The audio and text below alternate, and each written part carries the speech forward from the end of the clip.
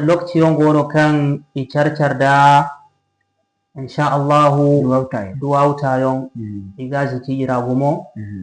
ago ira chindi bine yau fil layla waya chindi bine kesho ha yon foga kan dinga bon ifo seno chindi bine ambagar to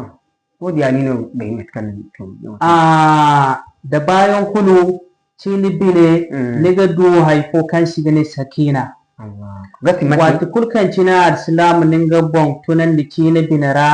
niga garkan murado kan tun magani tun hinnano gogir sakulla yani ga sanga lokacin kan bore sik dini mati bor fosen bukati ne boro sanga lokacin do halde bor bankutun kun agte da kun irko hinse sakulla kul sino borwi sino hay kul sino ni murado hinnano ne tunan da irko hinnano ne gozeki kun beri ago ara hadisi gono kan irko subhanahu wa ta'ala bun boda cino farci mihin zanta banantara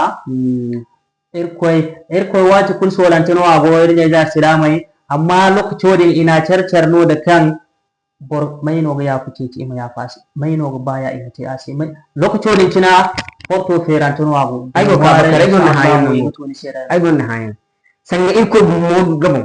nano ga har mai irko kan da kawul san baga madalla sanga yanga mutkin no botale berinda to mutkin no bor sanga ba de soy goka bor na baji han bor tal plan ato tale babu ito ba wai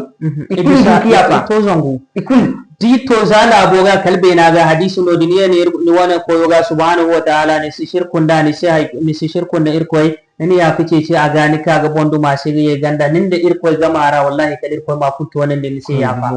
abana banno ya din ganin da irkoi gamara umur ko mai kulsino amma irma bayar masidin ya irma gicar kongani wa kulkan ni tubi so kurwo kan ni tubi ganan din ne ya salama nim sai ka ga ko ne irkoi si foraira na'am isago